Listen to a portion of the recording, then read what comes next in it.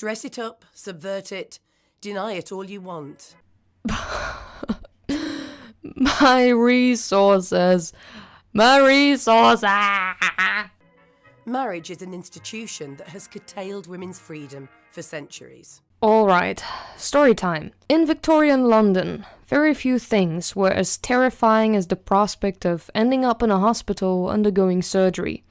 Not only did patients have to endure the procedure without anesthetics, hoping they'd pass out so they would not have to deal with the pain, they also had a very large risk of dying, either during the surgery or in the aftermath of it. This had to do with several factors. First of all, doctors back then didn't always know what they were doing, and some of the things they did to help the sick and the wounded were ineffective and downright terrifying. What also played a huge part was the poor hygiene. Bloody aprons and operating tables were a source of pride. After all, nothing showed a surgeon's experience like tools that looked like they were used extensively. So not that long ago, the act of surgery was a very dangerous one, and one that killed many people. By your own logic, surgery should be abolished. Forget the fact that nowadays doctors actually know what they are doing. Forget the fact that we understand the importance of hygiene in the operating room. None of that matters because a long time ago it was different. This is literally the logic you apply here. Granted, life-saving surgery and marriage are two completely different things, but your thought process is flawed, and that is my point. Things change, and what once was is not anymore. Married women are no caged animals, and are no property of their husbands. At least not in the West. But instead of rejecting the patriarchal and outdated tradition, some feminists have decided to reclaim it. We may have progressed since the Industrial Revolution. Alright, stop right there. That is all you needed to say. Thank you. Can you repeat this, please? Anyone? Can you repeat this? We may have progressed since the Industrial Revolution. We may have progressed since the Industrial Revolution. Industrial Revolution. End of discussion. We have moved forward. Thank you. Come again. Where Mary Wollstonecraft described marriage as little more than a state of legal prostitution. Well, that is a bit unnuanced, even back then. I mean, it's not like people did not fall in love or anything, or lacked the capacity to care about each other. Hell, even with some arranged political marriage, people learned to love each other as time passed. And I don't even get the comparison to prostitution. Who is getting paid for it? What are the favors given to the other person in exchange for intercourse? And who says that must have been the wife's sacrifice? Oh, anyway, I'm probably thinking about this way more than you were when you were writing this, so let's continue. But let's not kid ourselves. Even today, marriage is not about equality.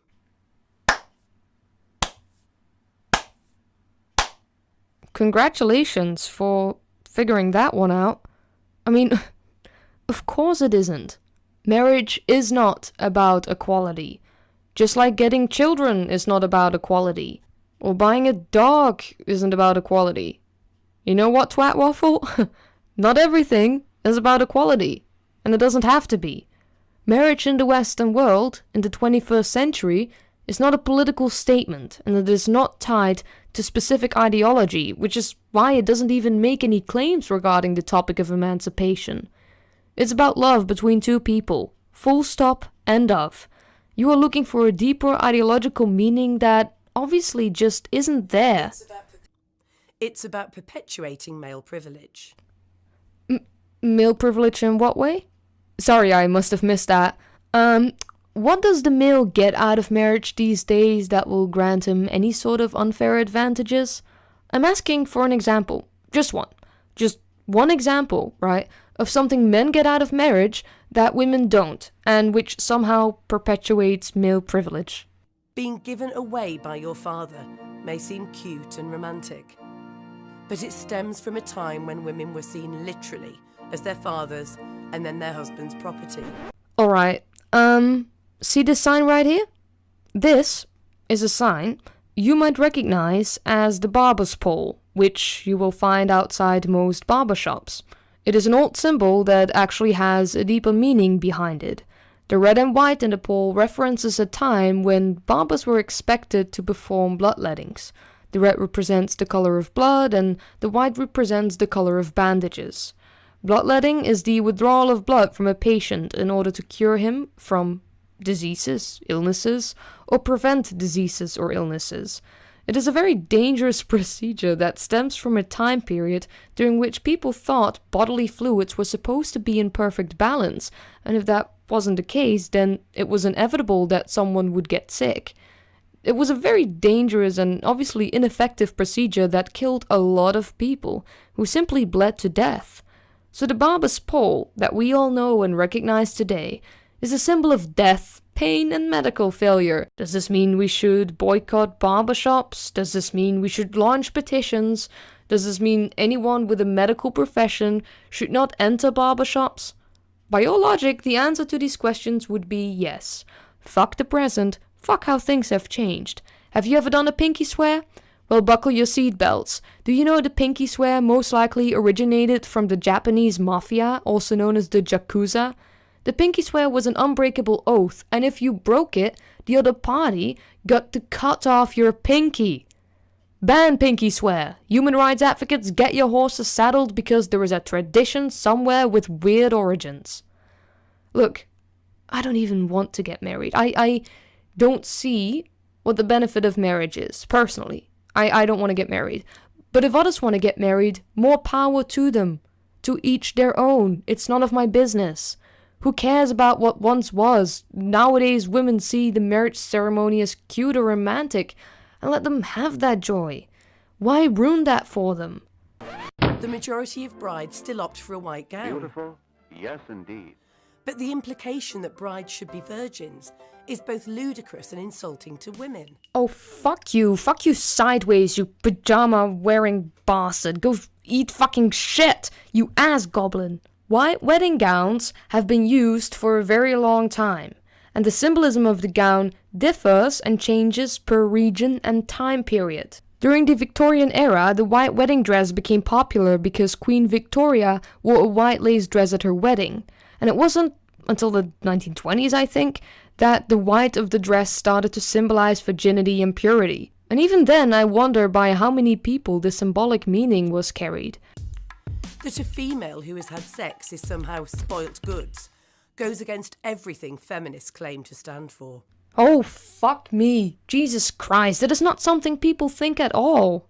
I have never met a guy, once, who thinks women that aren't virgins are not worth it.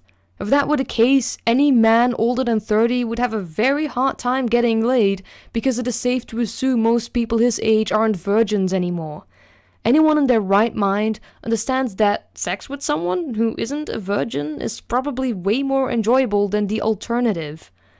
Those people are more experienced and know what they're doing, whereas a virgin most likely isn't. And I'm not saying that's bad, I guess that's something everyone goes through.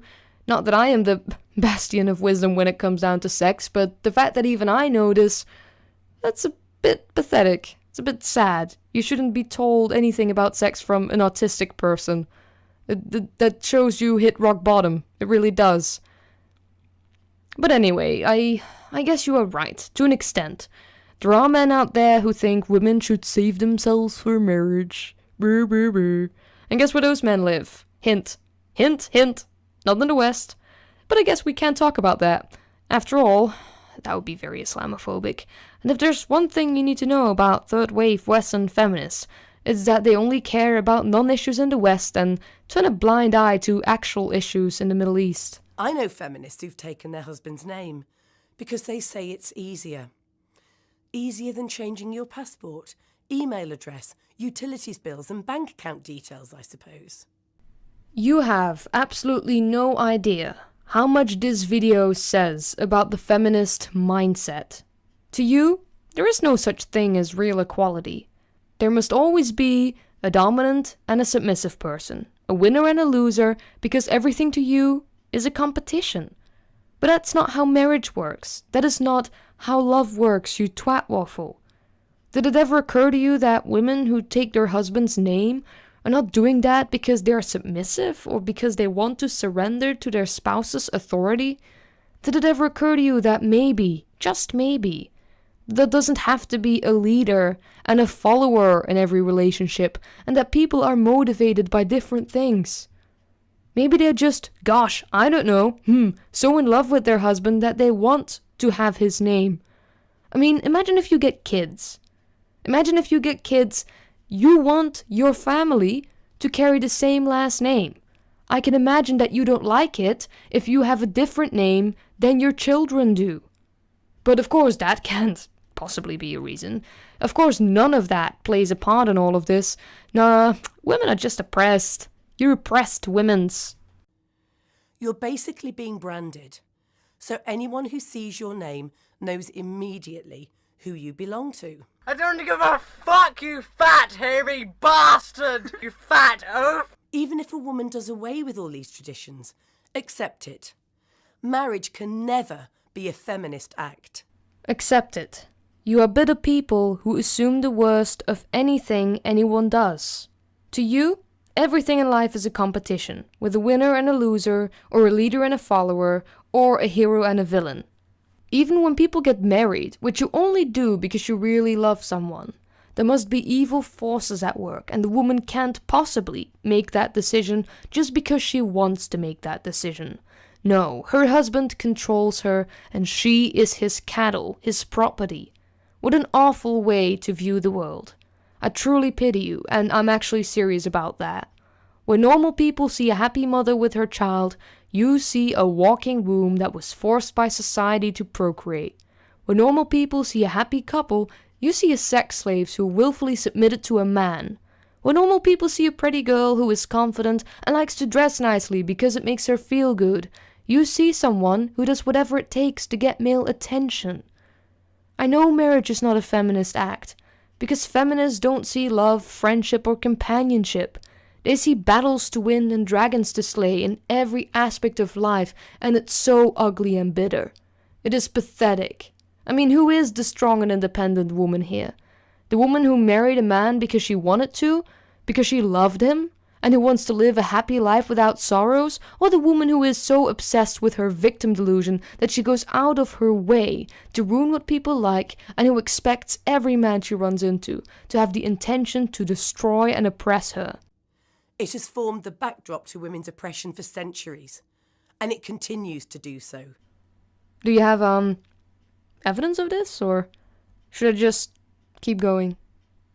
You don't? Okay, great. Roll the next clip. Forced marriage, child brides... Oh, look at all those disgusting Westerners with their disgusting, filthy Western culture, marrying off 8-year-old girls to 50-year-old men. Oh, what? What? What is that? Oh, those pictures were taken in the Middle East? And in Asia? And what? What is that? Third world countries? Oh, now I get it. What are you doing here, silly, talking to us? Take the message to those who need to hear it. Off to Pakistan you go. And polygamy. Polygamy, although it's weird, is not per se oppressive for women. I mean, the people you just showed were obviously Westerners. People who live in Western civilizations. And technically speaking, no one can legally force them to marry someone they don't like.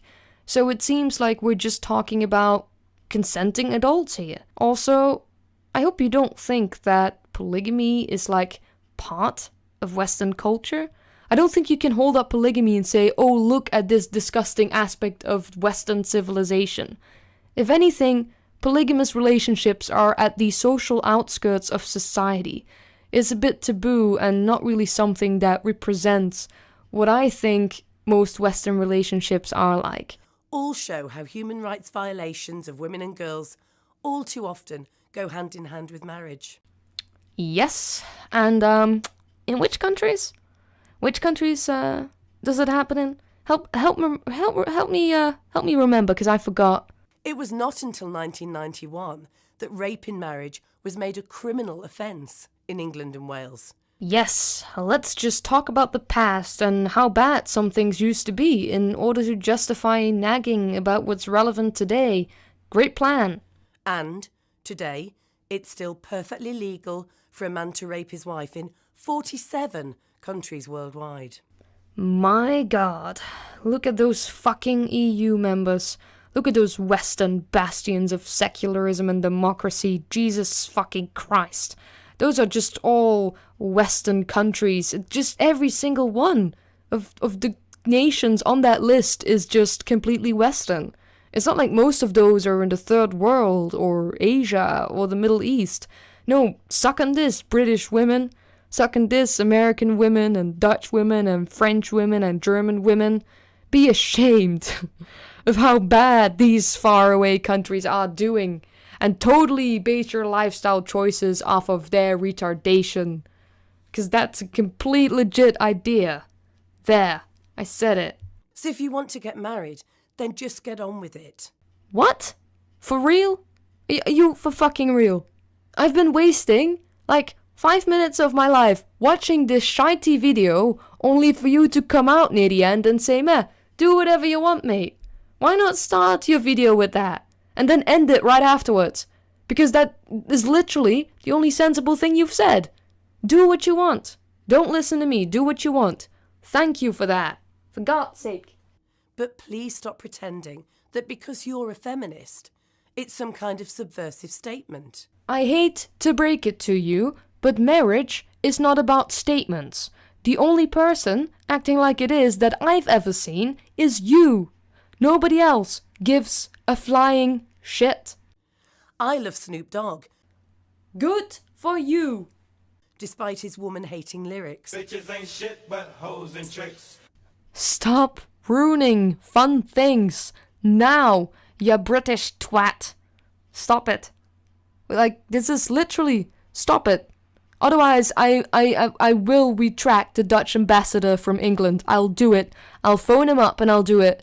This video is literally going to destroy Dutch-English relationships. But I don't pretend that listening to him is a feminist act. Hey, everything that inherently isn't a feminist act isn't a feminist act. Buying books isn't a feminist act. Eating chicken isn't a feminist act. And getting married also isn't a feminist act. And everyone who acts as if it is wrong. Plain and simple. Taking advantage of someone else's love for you to make a political statement is retarded and also rather mean. Your life and your family are not ideological jewelry to show off on your Tumblr page. And women should stop pretending that marriage is anything other than a tool for their own oppression. I never had to respond to a video in which I literally had to stop the clip every 2 seconds because of the bullshit the person in it was spitting. And I did response videos to Onision and Milo Stewart, so that says something. How does marriage oppress women? Please just give me an example. And don't come up with your child marriage statistics from Uzbekistan or Zimbabwe. Western examples, please. Anyway, as the late human rights lawyer Paula Ettelbrick said, marriage is a great institution, if you like living in institutions. I'd pick marrying a nice guy over spending time with rabid and bitter ideologues anytime. Look, I shouldn't be too tough on you, because in all honesty, I don't even think you wrote the script for this video or came up with the concept. You're most likely a mouthpiece for The Guardian with good intentions who was just reading from an autocue. I mean, I don't know who wrote this. I don't know if when they were a baby, their mom dropped them on their head or something. Maybe, I don't know. Maybe they watched anime and got a seizure because of that. I wouldn't exclude it from the realm of possibilities, but seriously, you have issues. You really fucking do. Thanks for watching, you cunts.